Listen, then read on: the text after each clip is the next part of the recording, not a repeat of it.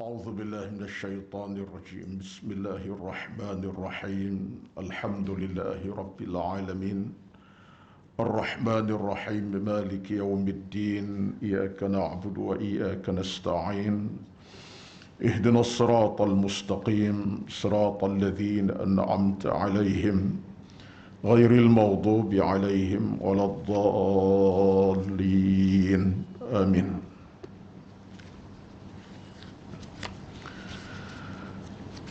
Assalamualaikum warahmatullahi wabarakatuh.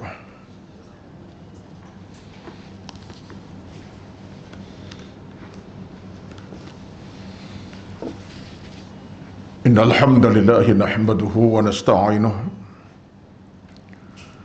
wa nastahdihi wa nastaghfiruh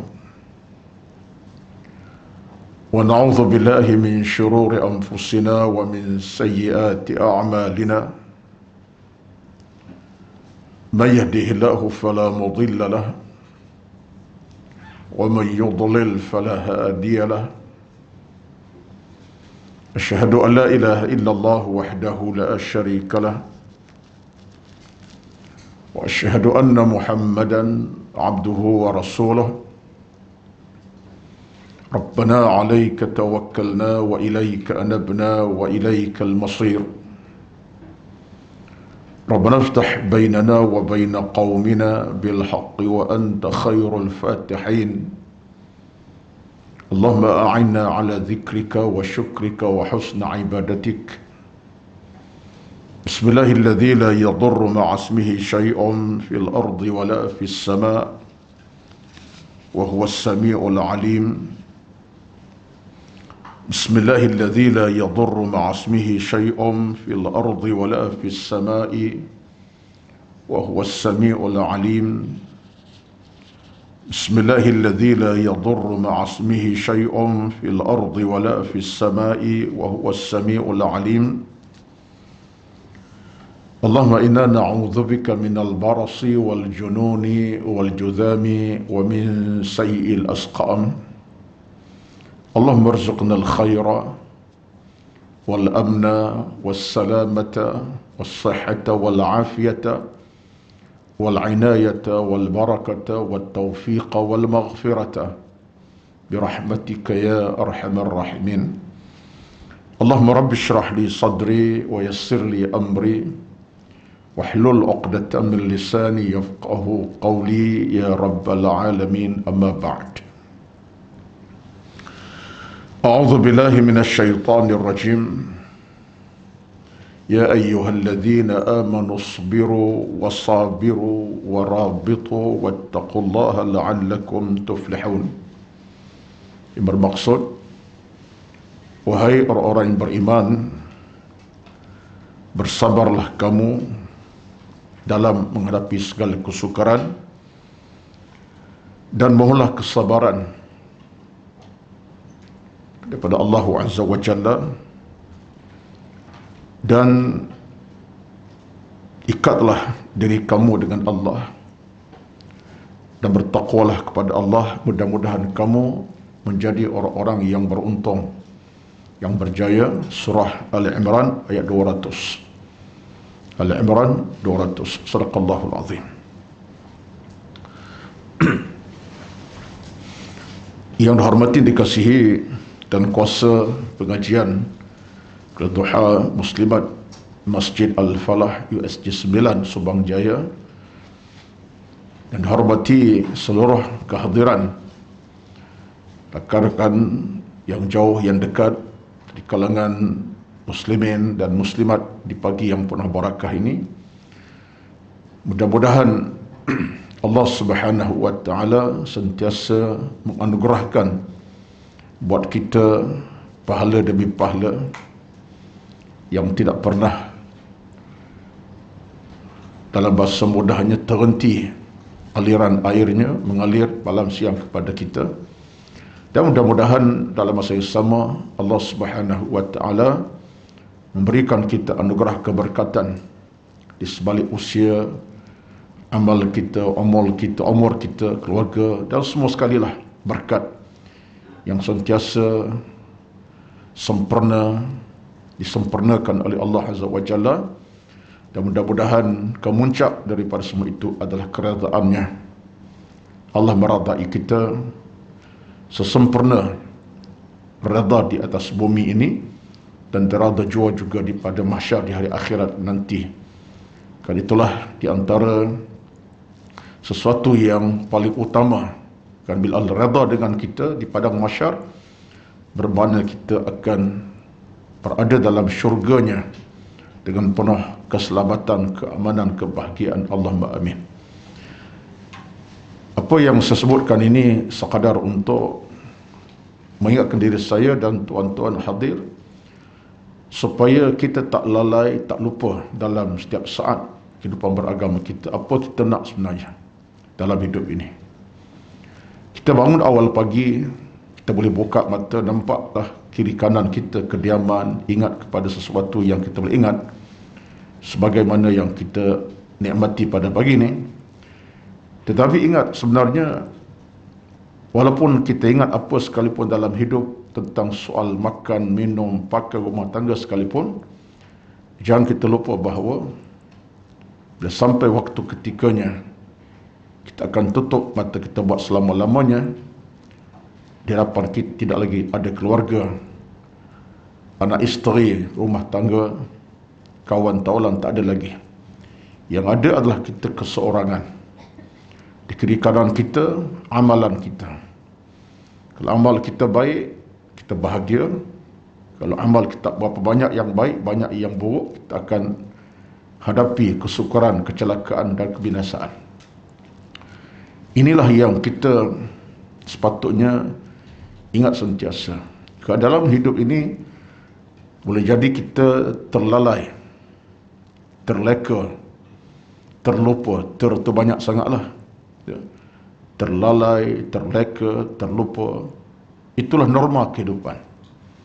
Jadi untuk mengatasi sifat terleka, terlalai, terlupa tadi, kita kena sentiasa letak dalam kotak minda kita bahawa kita nak cari ilmu, supaya ilmu memandu kita.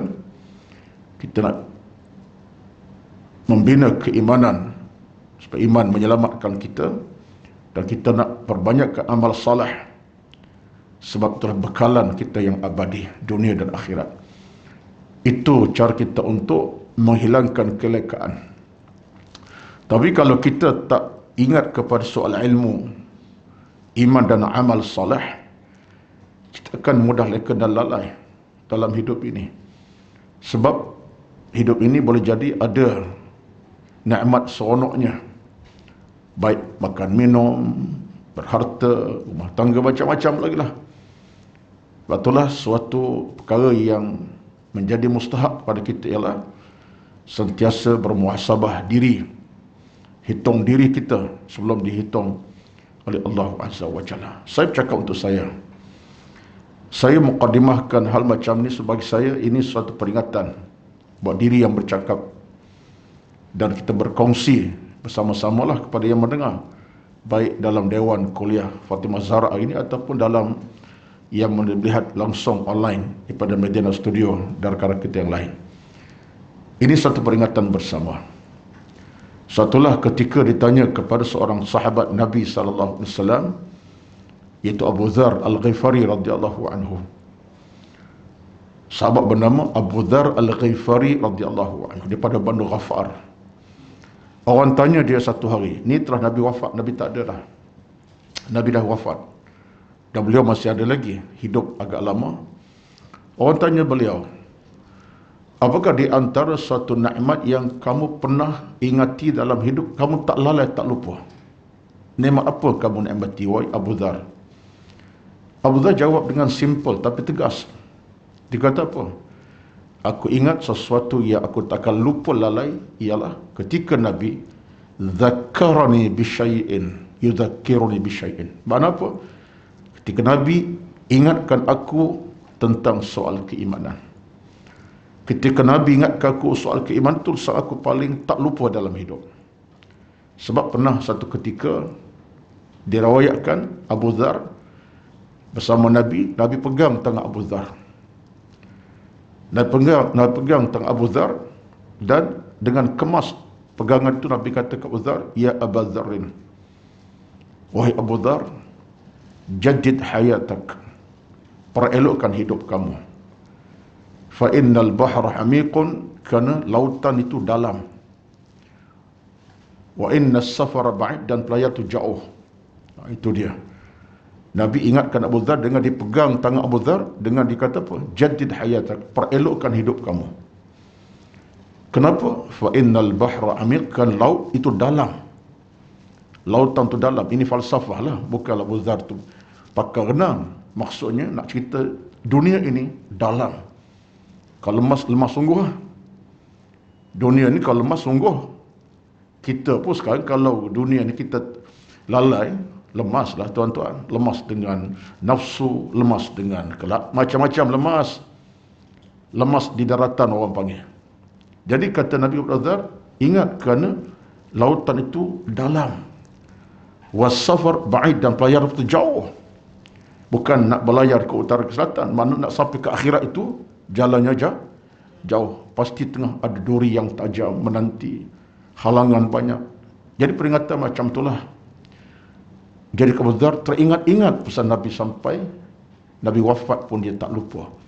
Jadilah orang kata kesan peringatan di peringatan, kalau kita ingat betul-betul, kita tak mudah lalai dan leka. Saya sebut tuan-tuan sebab bila saya bercakap tentang isu Al-Quran, kitab Al-Quran, tak berbaca tentang isu Quran lah kita ni. Sebab nikmat ingatan ini, peringatan satu yang paling besar sekali. Mana lagi dalam hidup ini sesuatu yang boleh kita rasa nikmat beragama kecuali adanya tazkirah disampaikan, peringatan diberikan. Ini satu rezeki kepada kita. Tuan-tuan hadir ke pengajian ilmu, walaupun dalam keadaan mungkin di sana ada halangan tertentu, halangan pekerjaan, halangan masa, urusan rumah tangga, urusan harta, macam-macam halangan kita ni. Bukan mudah nak sampai ke dewan ini, nak penuhkan dewan, kursi banyak ni, yang hadir mungkin separuh tak sampai, ramai tak ada. Halangan banyak, halangan pekerjaan, halangan keluarga, halangan nafsu dalaman pula. Nak pergi, tak pergi, akhir tak pergi. Ya, 6 kali pergi, tak pergi. Akhirnya, last conclusion, tak pergi. Baik kat rumah, rehat contohnya. Halangan dalaman kita. Padahal masa bukan tak ada. Ada ceramah bukan sampai 6 jam setengah. Mana penceramah 6 jam setengah? Sekali mari cukup, orang tak panggil dah 1 jam. Tapi halangan nafsu, nak berehat panjang. Sementara pula sakit-sakit sikit, bukan sakit banyak pun, bukanlah sakit heret kaki pun, tapi sakit sikit pun jadi alasan letih tak. Jadi ini semua halangan-halangan yang berusaha daripada jiwa sendiri, di samping halangan luar lah, rumah tangga, keluarga, macam-macam. Jadi mana jalan kita untuk hadapi semua itu? Kecuali tazkirah lah. Bila kita hadir, dengar ilmu disampaikan, walaupun cebisan ilmu kita rasa macam simple je, dah dengar pun, jangan perlekehkan. Jangan perlekehkan. Kerana ilmu ni tuan-tuan, kalau ikut Imam Al-Ghazali, benda hidup, tidak mati. Ilmu ni benda hidup, tak mati. Apa cabang ilmu? Fiqh, hadis, tafsir, tasawuf, hadis, Quran, apa saja cabang ilmu lah. Ilmu tentang apa saja, hidup. Sebab itu ilmu Allah Azza wa Jalla, ilmu Tuhan, bukan ilmu manusia. Ilmu fiqh, hadis, tafsir, ilmu Tuhan. Allah pemunca kepada semua ilmu ini. Cuma disampaikan para ulama lah, tapi sumber pada Allah Azza wa Jalla, asas ilmu. Jadi mana mungkin ilmu itu mati? Ilmu akan hidup. Dan hidup walaupun seinci berbincang disampaikan. Satu cabang kecil, tapi dia akan menghidupkan hati. Maka jangan perkecilkan, alah aku dah tahu, aku dah dengar. Mendengar acap kali ilmu, sesuatu yang besar faedah kepada kita. Batu para ulama kita sebut, fa inna tikrar, berulang kali kita dengar ilmu itu pernah merugikan kita. Maka dia makin pasak dalam jantung hati kita. Kita dengar dah tahun lepas hal ini, dah dengar 5 tahun lepas tentang yang sama, jangan bimbang insya-Allah. Dengar lagi akan datang, 10 tahun akan datang, jangan bimbang. Ilmu makin banyak kita dengar, kita makin terpasak jiwa kita, hati kita. Jangan pandang kecil ilmu. Maka ilmu cabang tazkirah. Satulah kata para ulama kita dalam banyak perkara, ilmu adalah kehidupan. Ilmu adalah kehidupan. Tanpa ilmu kita dah mati. Orang boleh mati dengan 3 sebab. Orang boleh dengan 3 sebab. Ini pandangan dibawakan oleh seorang tokoh besar kita juga, iaitulah Al-Imam As-Samarqandi. Orang boleh mati dengan 3 sebab. Yang pertama, dia mati dengan sakit dan penyakit lah. Biasalah kan, dah sakit, penyakit datang, biasa normalnya menempati cepatlah sikit. Bukan bermakna bila sakit mati terus, tapi normalnya macam itulah. Orang boleh mati dengan sebab sakit penyakit. Yang kedua, orang boleh mati dengan sebab nafsu. Ini mati apa? Mati hati, jiwa. Kita nampak mati bermaksud mati mata tertutup, oksigen tak ada. Tak. Kematian yang paling parah ialah mati hati. Mata celik, telinga dengar, mulut bercakap, tapi mati hati, mati. Itu kematian paling parah sebenarnya. Ya. Bahasa mudahnya orang pakai makhluk maksud bangkai bernyawa. Parah. Bila hati mati, segala-galanya habis. Ilmu tak masuk apa nilai. Iman tak masuk apa harga lagi. Hidup mata celik luas-luas nak telang orang kadang-kadang.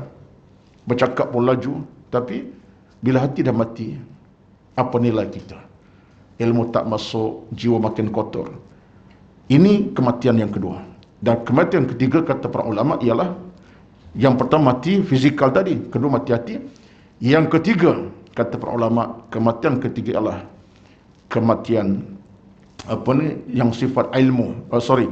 Kematian yang bersifat mengejut. Yang kedua ilmu dah. Kematian mengejut. Berlaku juga mengejut dengan makna apa?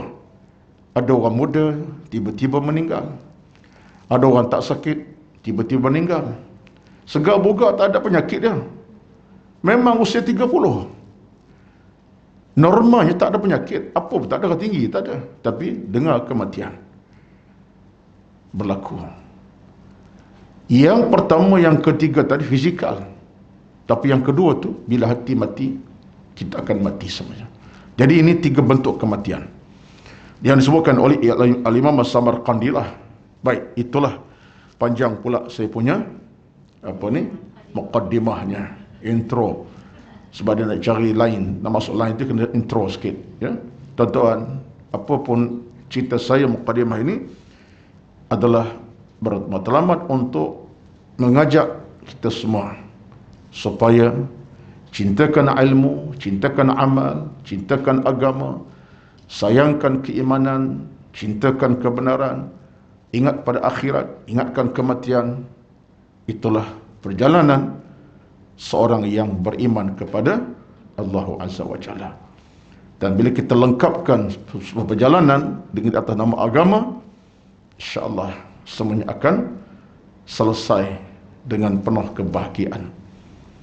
Kebahagiaan kemuncak ialah di alam akhirat sana. Itulah kebahagiaan paling kemuncak sekali. Bila malaikat sambut kita dengan title kita VVIP akhirat, wasiqal ladzina taqaw rabbahum ilal jannati zumara hatta idza ja'uha wa futihat abwabuha wa qala lahum khazanatuha salamun alaikum tibtum fadkhuluha khalidin wa qalu alhamdulillahi alladhi sadaqana wa'adahu wa awrathana al-ardha natabawwa'u minal jannati haitsu nasha' fa ni'ma ajrul 'amilin. Penghujung surah Az-Zumar, ayat akhir surah Az-Zumar. Ketika itu malaikat sambut kita, meraihkan kita. Itu kemuncak kerajaan dah. Tak ada dah lepas pada tu malaikat, itulah saatnya. Wasiqal ladzina taqaw rabbahum ilal jannati zumara hatta idza ja'uha wa futihat abwabuha, dibuka pintu syurga seluas-luasnya. Dibuka pintu syurga seluas luas, masuklah kita. Masuk saja, malaikat pun sebut kepada kita, Salamun alaikum. Welcome, welcome. Selamat datang. Selamat datang. Salamun alaikum. Tibtum. Kamu nak seronok-seronoklah hari ini. Berbahagialah kamu. Selama-lamanya kamu nak seronok-seronoklah. Itu dia. Malaikat welcoming kita, tuan-tuan. Dan bila dah masuk ke situ, semuanya seronok, bahagia, sejahtera, aman. Kita pun tak berserabut dah. Penceramah pun tak ceramah dah.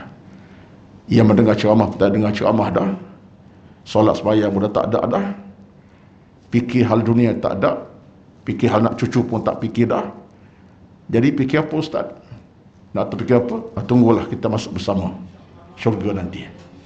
Tak ada dah nak fikir tentang ceramah hari apa, kelas apa hari ni, anak-anak lagu mana, makan tak makan. Memang begitu lah. Yang ada ialah seronok, seronok, seronok, seronok, santai, santai, santai, santai. Itulah syurga Allah SWT. Baik. Kita nak sampai ke situ yang kita duduk mengaji ni. Kalau tak nak sampai ke situ, mengaji ya tuan-tuan. Baik kat rumah, duduk, relax depan TV, 24 jam. Duduk dengan phone, boleh 24 jam. Sembang santai, seronok santai. Tapi kan nak syurga itulah, kita jadi sibuk dengan ilmu, dengan agama. Dalam keletihan, cari kekuatan. Dalam kepayahan, cari kemudahan insyaAllah. Baik. Justru pada pagi ini kita sambung balik perbincangan kita pada muka surat yang ke-64. Kita telah berbincang pada minggu yang lepas, 2 minggu yang lalu, 20 bulan Oktober yang lalu, tentang bagaimana kita digalakkan memulakan Al-Quran dengan baca A'udzu billahi minasyaitanir rajim, at-ta'awudz. Mana namanya at-ta'awudz? Bahasa Arab panggil at-ta'awudz, mohon keselamatan. Iaitu a'udzu billahi itu diringkas dalam bahasa Arab at-ta'awudz. Ya. Itu nama ringkas. A'udzu billahi minasyaitanir, dinamakan oleh para ulama sebagai at-ta'awudz. Alif, lam, ta, ain, waw, zai. Zai kecil, bukan zai. Zai. Zal. Zai pula. Zal. Zal. Jadi kadang-kadang sebab kita sebut huruf terus tak perasan. Itu zai. Yang besar tu, yang kasar tu, itu zal. Zal. Baik. At-ta'awudz. Baik. Kita dah sebut dah 2 minggu yang lepas dan recording kita pun ada. Saya pun duk tengok semalam apa yang telah direkodkan. Saya tak sempat tengok semualah. Tengok begitu sebab apa saya nak tahu apa saya sampaikan. Kita dah bincang dah tentang macam mana bahayanya gangguan syaitan dirjam, amat derjana itu. Kerana gangguan syaitan itu tuan-tuan boleh merosakkan segala-galanya. Rosak hati, rosak jiwa, rosak kehidupan. Memang makhluk paling durjana adalah syaitan yang boleh membunuh, bukan peribadi secara fizikal, dia bunuh keimanan kita, dia boleh membunuh dalam hati kita. Yang sebut tadi kan, kematian kedua tadi apa dia? Bila hati mati kerana syaitan dah rosak, nak pulih semula bukan mudah. Bukan mudah. Nak kena pulih dengan cara agama juga, kena balik pada Al-Quran, hadis, kepada istighfar, taubat, itu caranya. Dan syaitan bergembira. Sebab dalam satu ayat ayat sebagai satu mukadimah pada hari ini, ialah di antaranya bila Allah sebut tentang syaitan itu gembira sangat di saat apa dia? Salah satu ayat yang saya tertarik awal pagi tadi saya tengok saya baca satu ayat surah Al-Maidah 91. Tentang syaitan dulu ni. Belum kita baca apa yang tertera kitab, syaitan dulu, kejahatan macam mana. Dalam surah Al-Maidah 91 Allah sebut kepada kita, innama yuridu syaitanu an yuqi'a bainakumul adawata wal baghdha fil khamri wal maisir wa yasuddakum an dzikrillahi wa 'anis salah. Al-Maidah 91 Allah sebut antara sifat jahat syaitan ini kepada kamu, kata Allah, ialah apa dia? An yuqi'a bainakumul adawata wal baghdha. Dia nak jadikan kita sama kita ni boleh berbalah, bertengkar, bermusuh. Nah, tengok tu. Dia nak jadikan kita sama kita ni bertengkar, berbalah, bermusuh, masa muka kata mengata. Itu dia. Caci mencaci. Ini kata Allah ni. Dia akan masuk tengah kamu, jadikan kamu dua orang yang bermusuh. Tiga orang tak bercakap. Tiga orang, 4, 5 orang dah mula kata mengata, caci mencaci. Akhirnya timbul permusuhan, timbul perbalahan, dengkian macam-macam, kata Allah Azza wa Jalla, dan timbul kebencian. Kemudian kata Allah apa lagi? Wa yasuddakum an dzikrillah, dia jadikan lalai untuk ingat pada Allah. Lalai untuk ingat pada Allah. Zikir pun lalai, tasbih lalai. Akhirnya ilmu pun dia tak peduli. Lalu kata Allah, wa anis salah, kamu pun tak jaga solat. Solat mula lewat asar 4.20, dia sembahyang asar pukul 6.30. Maghrib 7 malam, dia sembahyang 10 minit dekat isyak. Mula-mula. Lepas tu terabai satu waktu, terabai 2 waktu, akhir 5 waktu terabai semua sekali. Tak ada waktu dah. Syaitan. Di samping, di antara benda-benda maksiat, arak judi itulah al-khamr wal maisir. Jadikan orang boleh jadi gila judi. Mabuk arak yang melampau, yang memang menakutkan. Mabuk tu menakutkan dah satu hal, kemudian gila judi sampai peringkat bila baca tu berlakulah kes bunuh membunuh, pukul memukul, pecah rumah tangga. Kerana kes judi berkecai rumah tangga yang dibina selama ini. Suami kaki judi, pukul isteri, duit tak ada, minta duit tak ada, pukul, hantam balon sampai patah retak, rumah tangga berkecai. Kes judi, kes arak pun sama. Bawa kereta jam 3 pagi, balon orang tengah berjalan, tak pasal-pasal. Contohnya, ini semua kerja syaitan belaka. Jadi ayat Al-Quran ni macam tuan-tuan berikan jawapan. Maka takkanlah kita nak hidup macam tu.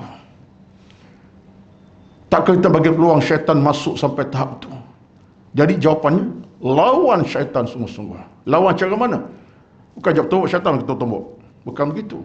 Lawan dengan agama, dengan ilmu, dengan iman, taqwa, dengan zikir, tasbih, tahmid, jaga sembahyang, jaga ibadat, mengaji. Syaitan tak boleh nak masuk dalam hati orang-orang yang ada iman, insya-Allah. Antaranya yang mengamalkan a'udzubillahi minasyaitanir rajim. Kak selalu ada, ingat tak ada tadi? Baru masuk lah. Lama dah. Pukul 8 lagi. Okey, sebab ya keluar dia mukadimahkan dulu, dia ceramahkan dulu. Tak apalah. Bergurau sikit. Baik. Jadi kita sambung perbincangan kita pada pagi ini. Menurut jumhur ulama, ayat ini bermaksud apabila kamu ingin baca Al-Quranul Karim, iaitu membaca isti'adzah tadi, maka mohonlah perlindungan dengan Allah. Kemudian sifat bacaan isti'adzah seperti kami sebutkan, ramai kalangan ulama salah membaca a'udzu billahi samiil alimi minasyaitonir rajim. Jadi sepakat ulama menyatakan bahawa ayat ini bermaksud bila kamu ingin baca Al-Quran. Maknanya ulama kita berpandangan kesaat kita baca isti'adzah ataupun at-ta'awuz tadi, a'udzubillah, ialah kita nak baca Al-Quran. Ini bukan bermakna ketika yang lain tak boleh baca, Ustaz.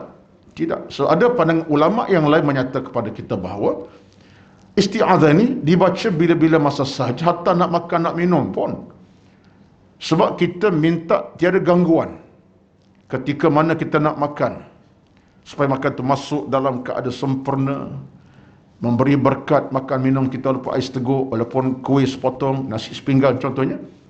Sebutlah isti'adzah itu, a'udzubillahi minasyaitanir rajim, supaya tak ada gangguan pada makanan kita.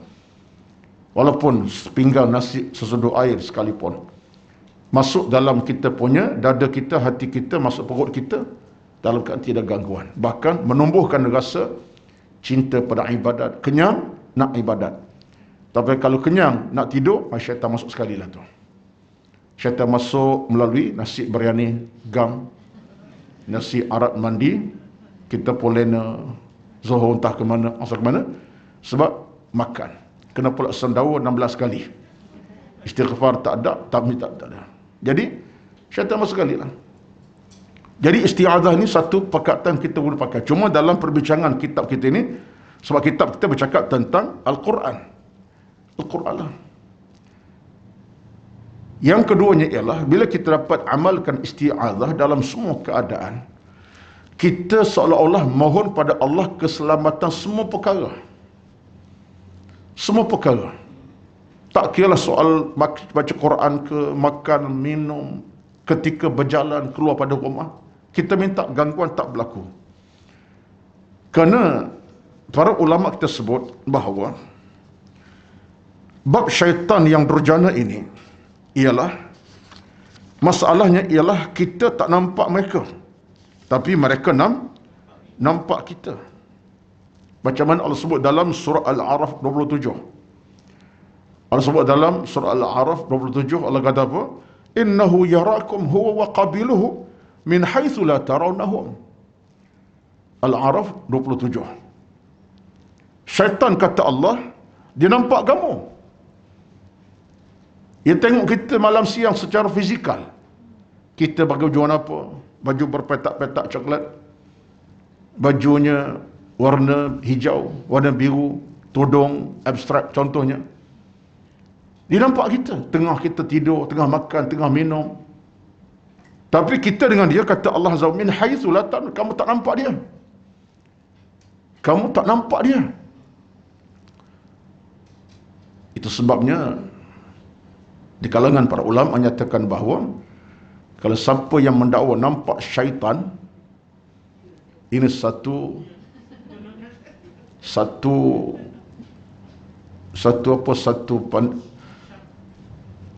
tidak kasyaf lah sebenarnya, kau belaka.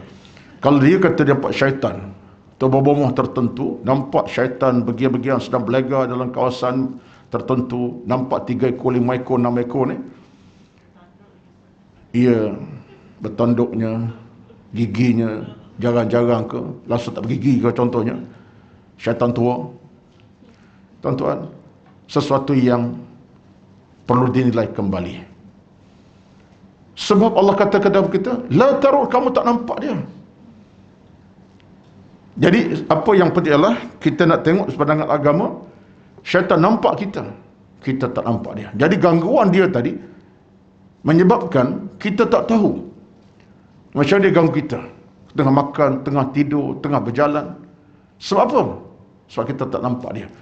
Kalaulah takdir kita nampak syaitan dalam keadaan nak goda kita, rosakkan kita, banyak selesai masalah dalam hidup kita, tuan-tuan. Banyak selesai. Tengok-tengok jam dah pukul 5 suku pagi.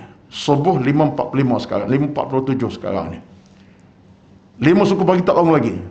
Tiba bunyi suara macam nak runtuh rumah contohnya. Tengok-tengok syaitan muncul. Satu rumah bangun. Sampai anak kecil umur 3 bulan dikejutkan, bangun bang sembahyang. Betul tak? Anggaplah, betul lah tu. Tapi kan tak syaitan, 5 suku tak bangun, 45 tak bangun-bangun, tak bangun-bangun pukul 7 pun, bahkan tak solat. Contoh. Sebab itulah selesai banyak masalah kalau takdirnya Allah nampakkan syaitan. Satu tempat orang seronok dengan hiburan macam-macam, pergi-pergi syaitan duduk depan pintu, 16 ekor dengan jelidah terjelik, mata merah sebelah kiri contohnya, tutup kedai. Pengusaha tu tutup terus, dia buat elan tutup rasmi sebab syaitan menanti. Tapi takdir kita dalam agama ni, Allah uji kita, makhluk jahat Allah tak nampakkan. Sebab itulah orang beriman, di mana dia punya suluhan?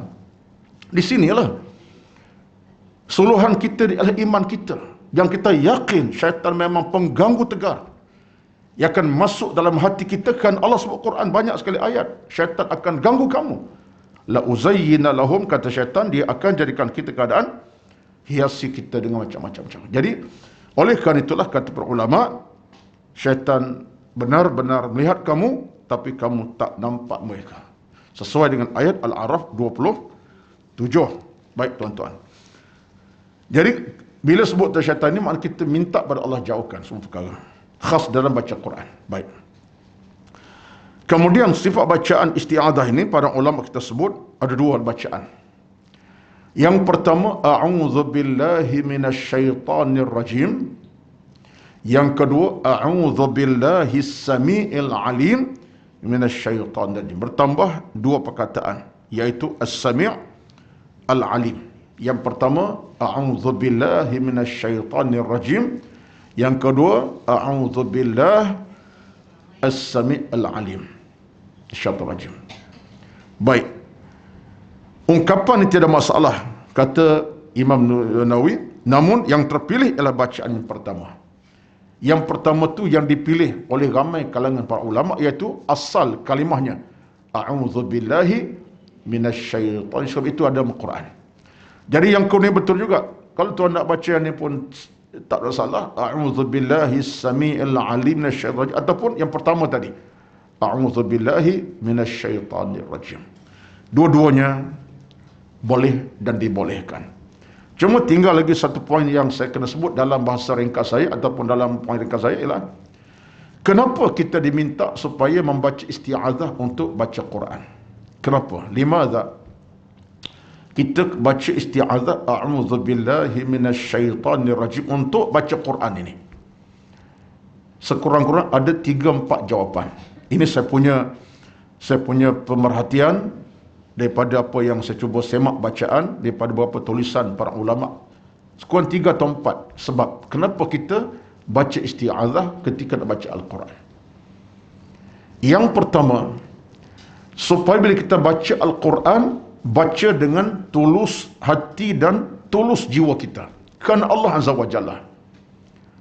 Sebab apa? Kadang-kadang kita bimbang baca Quran tapi sifat riak tu ada, sebab nak tunjuk suara bagus pada orang lain, makhraj nombor 1, tajwid nombor 1, kamu tak ada harapan macam aku. Izhar entah ke mana, ikhfa entah ke mana, idgham al-ghunnah tak ada ghunnahnya, contohnya. Boleh jadi kita rasa tahu pula kalau kita baca Quran ramai-ramai, ya, tadarus boleh 5-6 orang, sampai turn kita start bismillah tu terus macam qaryatan bangsa dah, ya, walaupun tak sampai tahap tu. Siapa supaya orang nampak 4-5 ini, oh hebat dia rupa-rupanya, bagus. Riak dah, riak, ya. Kena pula kita rasa kita lancar pada orang. Tanya pula, baca Quran berapa kali sehari? Saya tidak kali lepas waktu satu surah biasalah, kadang-kadang 2 surah. Tengok. Jadi yang pertama, biar kita baca Quran sama ada kita seorang ke ramai-ramai, ketulusan kita kepada Allah tu ada. Sebab kita nak bercakap, saya sebut acap kali, sebab kita nak berbicara dengan Allah dengan bahasa yang cukup lunak, dengan bahasa yang cukup baik, dengan cara yang cukup terbaik. Dengan Allah kita bercakap sekarang ni. Jadi bagi kita isti'adzah supaya Allah hilang kepada kita sifat-sifat yang sifat tadi, riya, angkuh, sombong. Ya, dengan suara kita macam-macam baik, tulus dan ikhlas kepada Allah terutama. Yang kedua, kenapa kita isti'adzah baca Quran Karim? Kerana sifat Al-Quran bila kita baca ini, mudah sangat datang gangguan-gangguan yang secara fizikal, mengantuk, mudah letih. Sebab tu kita bukan mudah nak baca Quran, tuan-tuan. Segar bugar bila pegang Quran letih terus. Segar bugar pegang Quran tak ada 10 minit, tiba-tiba mengantuk lagi. Syaitan lah tu. Niat kita nak habis satu surah ni, baca 20 ayat, tak sampai tak 20 ayat pun, 3 ayat je ngantuk, tiba-tiba rasa macam tu. Kena pula dunia sekarang, dunia phone di depan, sesuai baca Quran jeling tu, WhatsApp masuk begitu dulu, ya. Contohnya, bukan saya, perempuan lah, saya okey. Sama lah kita ni mengantuk. Saya sendiri mengaku kadang-kadang istighfar lah. Niat nak baca tu 2 surah ni, sebab nak semak ni, tiba-tiba dia jadi, mata jadi berat. Ialah kerana faktor waktu kadang tak sesuai. Kita Quran ni kita baca kadang pada waktu tak sesuai. Pandai pula cara tak sesuai tu. Waktu sesuai, tak baca Quran, baca yang lain. Ya. Jadi obat untuk hilangkan mengantuk, obat untuk tidur cepat, baca Quran. Ada guru kami masa belajar dia kata apa? Kalau kamu rasa nak tidur cepat, baca Quran. Tak ada 20 ayat, tidur. Ya. Tuan-tuan. Jadi yang kedua ialah supaya tak ada gangguan. Yang ketiga, makna kita baca dengan tenang, tak ada sebarang gangguan boleh merosakkan bacaan kita. Yang ketiga, kenapa kita diminta isti'azah ataupun kita mula dengan isti'azah, kita baca Quran. Yang ketiga kata para ulama, tiga saja, ada empat, saya nak tiga saja. Yang ketiganya, para ulama sebut, kita diminta sebut isti'azah, a'udzubillahi minasyaitanir rajim, dalam kita baca Quran. Supaya apa? Supaya kita kalau nak tengok maknanya, tengok makna, ialah makna ni bagi orang yang faham Quran, dia baca tu dengan makna sekali dah. Bismillahirrahmanirrahim. Tabarakalladzi biyadihil mulku wa huwa ala kulli syai'in qadir. Dia baca tu dengan makna dah. Kita yang tidak faham sangat bahasa Arab, kita akan baca, tengok makna di sebelahnya. Ayat apa makna? Tak ada gangguan daripada sudut kita nak faham makna. Menyebabkan kita kena isti'azah kepada Allah SWT. Ini tiga pandangan yang saya cuba rangkumkan daripada beberapa bacaan lah. Tuan-tuan, cuba. Jadi kita amalkan isti'azah, nak baca Quran, insya-Allah Allah beri kepada kita pintu kerahmatan, keselamatan, kefahaman, keamanan, insya-Allah dengan izin Allah SWT. Baik. Seterusnya, sesungguhnya bacaan isti'azah adalah sunat, bukannya wajib, disunatkan setiap baca Al-Quran. Betul, kita dah sebutkan tadi, tak baca pun tak berdosa, tetapi bila kita baca, kita lebih menekankan soal kita nak rezeki Al-Quran itu bersama kita, kefahaman, tak ada gangguan seumpamanya. Disunatkan bagi setiap baca Quran sama dia dalam atau dua salat, dalam luar salat. Luar salat macam kita baca ni lah, lepas subuh, lepas zuhur, contohnya sekarang waktu duha, atau dalam salat. Dalam salat ini ada perbincangan ulama, kita baca, kita tengok sini. Disunatkan juga baca pada setiap rakaat dalam salat, setiap rakaat dalam salat kita. Menurut pandangan yang saya daripada dua pandangan di sisi ulama kami, kata Imam Nawawi, dua pandangan. Yang pertama kata baca setiap kita dalam rakaat kita. Apa dia? A'udzubillahi minasyaitanir. Cuma ulama kata apa? Dia bacaan bukan secara jahriyan, bukan secara kuat, secara khafi, secara tak jelas. Maksudnya kalau kita dalam solat tak ganggu orang, kita tahu kita baca. Allah syaitan rajim. Bismillahirrahmanirrahim, itu dia. Lepas kalau tuan-tuan pergi ke Makkah, Madinah, kita ada perasan imam-imam kita Al-Haramain, sebelum dia nak imamkan solat yang dia jadi imam tu, kita akan dengar dalam mikrofon itu, A'udzubillahi minasyaitanir rajim, bunyi. Ya, sebab mikrofon di Mekah ni terbaik dunia lah, tak ada rasa-rasa paling mahal, terbaik ya. Dia punya suara termasuk mantap. Kita dengar syaitan rajim, amalannya.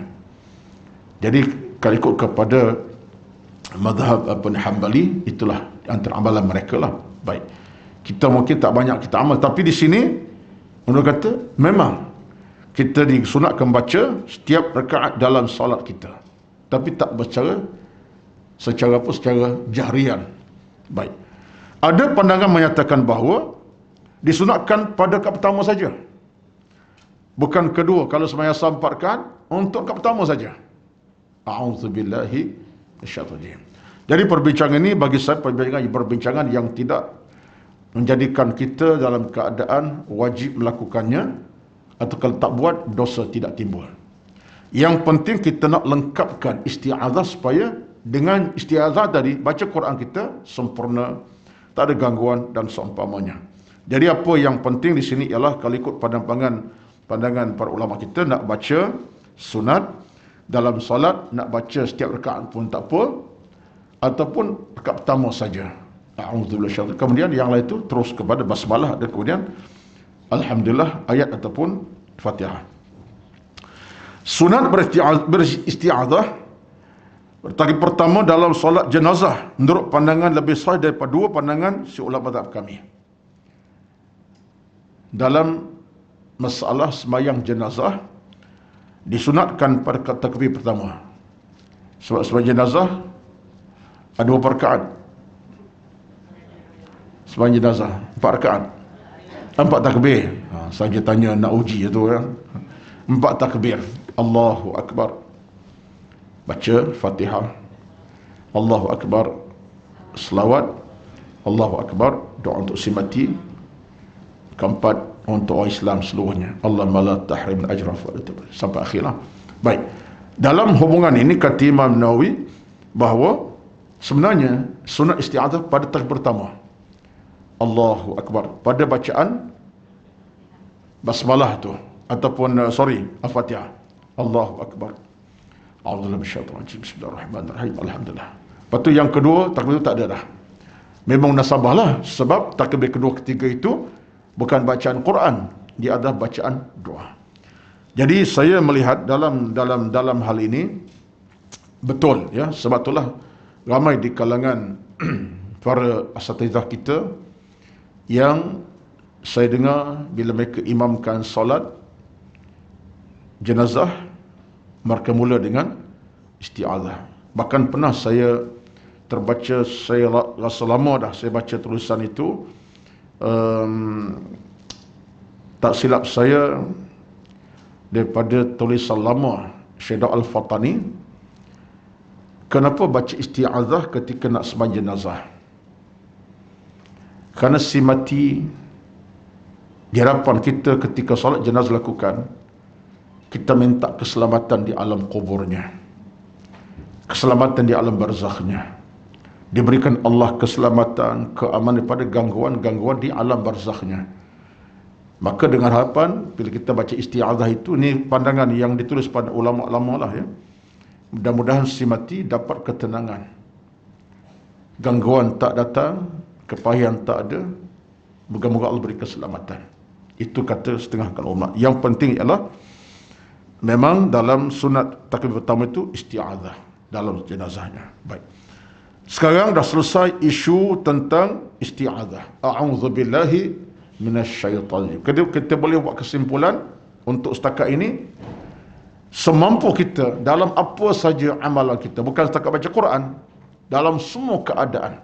Kita nak keluar rumah, kita nak makan, kita nak minum, kita nak pakai pakaian, kita nak apa saja, mulakanlah dengan isti'adzah, tak salah. Sebab kita mohon Allah lindung pada kejahatan gangguan syaitan, supaya syaitan tak ganggu kita, tak masuk dalam kehidupan kita dan tak ganggu perjalanan kita. Baik, kita pergi pada muka surat 65 yang sama, page yang sama, di bahagian kedua. Galakan memelihara bacaan pada setiap awal surah. Pembaca Al-Quran digalakkan supaya memelihara bacaan Bismillahirrahmanirrahim. Tadi isti'adzah, sekarang basmalah pula. Kalau isti'adzah artinya a'udzubillahi minasyaitonir rajim, sekarang basmalah dinisbah kepada Bismillahirrahmanirrahim, namanya basmalah. Basmalah, ba, sin, mim, lam, ta merbotah yang tertutup tu.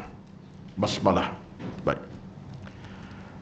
Pembaca Al-Quran digalakkan supaya memelihara bacaan basmalah, Bismillahirrahmanirrahim, pada setiap awal surah selain surah At-Taubah. Bara'atu minallah tu, dia tak ada basmalah kat situ. Kerana kebanyakan ulama mengiranya sebagai satu ayat Al-Quran apabila ditulis dalam mushaf pada setiap awal surah, melainkan surah At-Taubah. Ini menarik. Di antara pandangan Syekh Mana Al-Qattan, seorang ulama besar dalam bidang ulum tafsir. Sebab bila kita buka Quran, mushaf Al-Quran, kita akan dapatikan setiap surah dia akan tertulis perkataan Bismillahirrahmanirrahim, barulah surah Az-Zumar. Bismillahirrahmanirrahim, Al-Mulk contohnya. Bismillahirrahmanirrahim ditulis kemudian Yasin. Itu yang tercatat dalam mushaf. Kecuali surah At-Taubah tak ada basmalah tadi. Baik.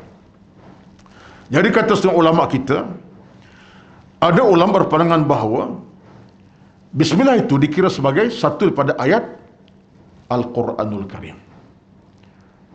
Maka harganya mahal. Kalau kita sebut, katalah sebagai contoh, Yasin wal Quranil Hakim, ya ada pahala, sin ada pahala, waw ada pahala, wal Quran, alif, lam, qaf, semua ada pahala, 10 pahala. Bismillah pun sama. Ba ada pahala, sin ada pahala, mim, setiap huruf itu ada pahala, sebab dia dianggap sebagai daripada Al-Quranul Karim. Ini pandangan para ulama termasuk mana Al-Qattan. Dan kata beliau, adalah munasabah kita anggap basmalah pada Quran. Sebab apa? Sebab dia dalam mushaf, dalam Quran. Bismillah catat dalam Al-Quran, maka bacalah. Dan yang kedua, setengah ulama kata sebab puji Allah Azza wa Jalla. Tidakkah kita baca Bismillah di atas nama puji Allah?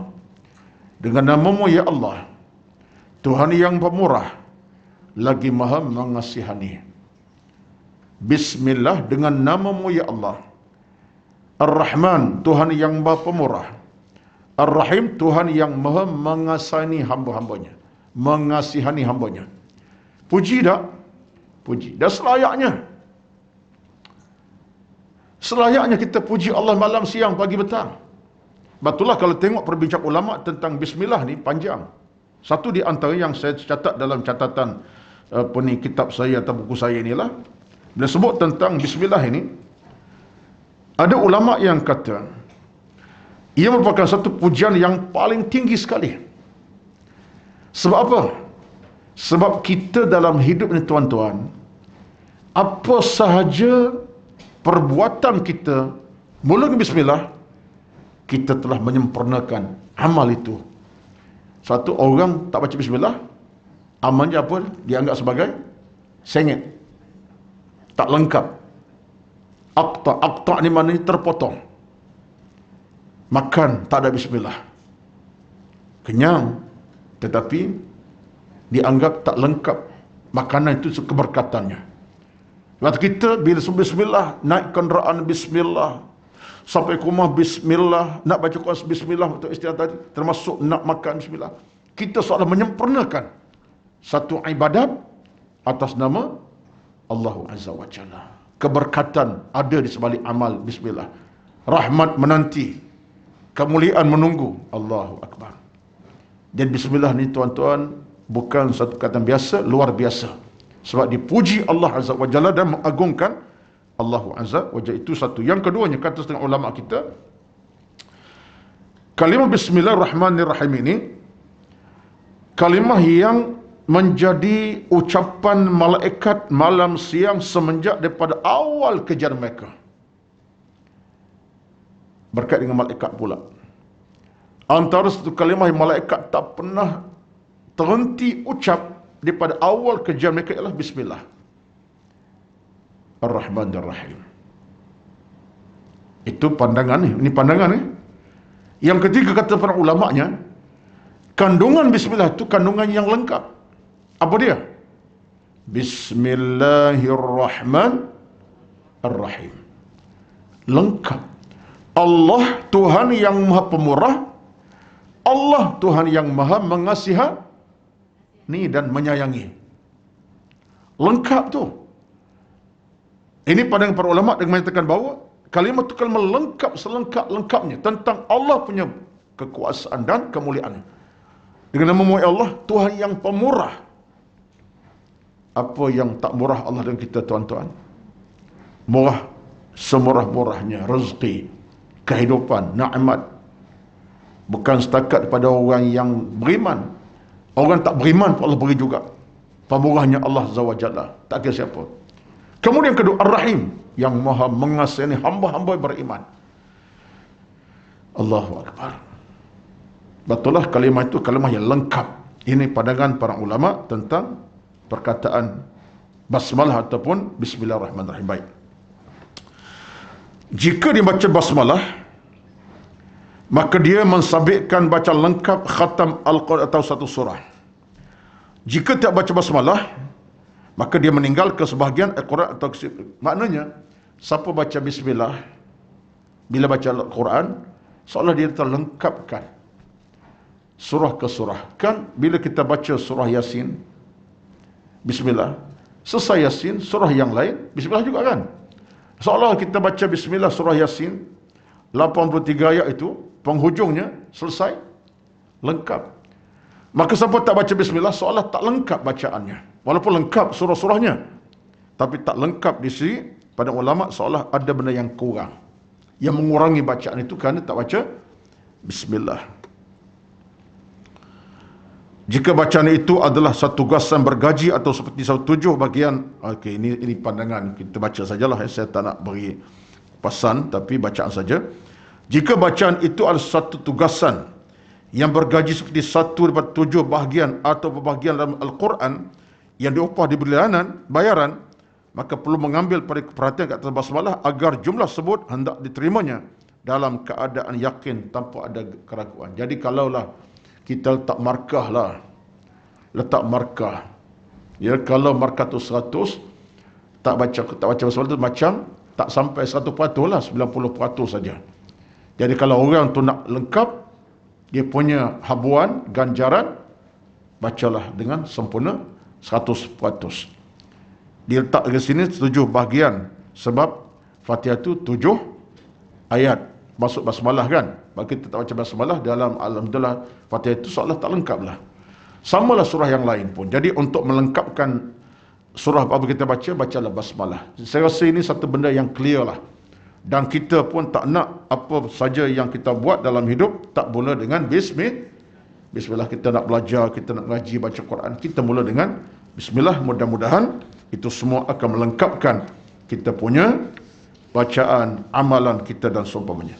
Yang penting, penghujungnya, yang penting tuan-tuan ialah basmalah ini, saya memetik kata-kata Al-Imam Asy-Syaukani. Pandangan Imam Syaukani ada tertera dalam beberapa tulisan beliau. Dia kata apa? Bila kita baca bismillah ini, kita sebenarnya sedang memperoleh 2 benda yang besar. Kita baca bismillah, nak makan bismillah, nak baca Quran bismillah, baca Quran bismillah, semua kita baca bismillah, nak keluar bismillah. Kita sedang mohon 2 benda besar. Apa dia? Kita mohon kepada Allah keselamatan, keamanan. Yang kedua, kita mohon keberkatan di sebalik perbuatan kita buat. Kita makan bismillah, nak berkat. Di samping keselamatan, tak ada gangguan. Jadi semua ini ada makna tersirat, keselamatan dan keberkatan. Kata Imam Asy-Syaukani, kita bismillah ini besar harga kepada kita.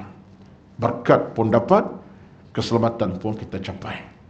Kerana Allah tempat kita bergantung, Allah tempat kita bermohon, Allah tempat kita merintih dan kita minta.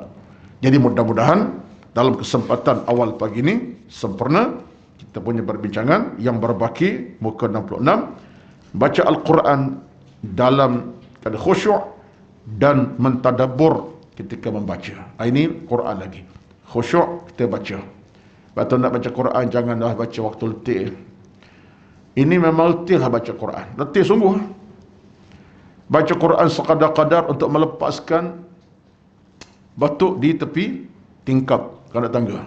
Ya, itu masalahnya. Atau baca Quran sekadar nak dapat pahala semata-mata. Tadabbur tak ada. Ini kita akan beri penjelasan dalam kuliah 2 minggu datang. Sekian dimaklumkan. Kita bertemu lagi akan datang insya-Allah. Pada Allah permudahkan. Jom tuan-tuan, mari sama-sama kita amalkan, kita belajar isti'azahnya, basmalahnya. Moga-moga Allah sentiasa memberkati kehidupan kita, mempermudahkan urusan amal kita, dan yang paling utama, Allah sentiasa meradai kita insya-Allah. Ilmu makin bertambah, hati makin mulia dan suci, iman kita makin kental, hidup kita makin diberkati, amal kita Allah kabul terima, dan kita sedalam hidayah Allah SWT. Itulah sekadar pertemuan pada pagi ini. Mudah-mudahan semuanya diberi keberkatan kerahmatan Allah Azza wa Jalla. A'udzu billahi minasyaitonir rajim. Bismillahirrahmanirrahim. Alhamdulillahi rabbil alamin. Wassalatu wassalamu ala rasulil amin wa ala alihi wa sahbihi ajma'in. Allahumma inna nas'aluka ridhaka wal jannah wa na'udzu bika min sakhatika wan nar. Allahumma innaka 'afuwun karimun tuhibbul 'afwa fa'fu 'anna. اللهم أكرمنا بنور القرآن العظيم. اللهم اجعل القرآن ربيع قلوبنا. اللهم طهر قلوبنا من النفاق والكفر والعصيان. اللهم زين حياتنا بالإيمان. اللهم زين معرفتنا بالإيمان. اللهم زين أخلاقنا بالتقوى من العمل ما ترضى. اللهم هون علينا سكرات الموت والنجاة من النار والعفو عن الحساب. ربنا ظلمنا أنفسنا وإن لم تغفر لنا وترحمنا لنكونن من الخاسرين. ربنا تقبل منا إنك أنت العليم الحكيم. اللهم إنا نعوذ بك من البرص والجنون والجذام ومن سيء الأسقام. ربنا آتنا في الدنيا حسنة وفي الآخرة حسنة وقنا عذاب النار. وصلى الله على سيدنا محمد وعلى آله وصحبه أجمعين. والحمد لله رب العالمين. تقبل الله منكم. والسلام عليكم ورحمة الله وبركاته.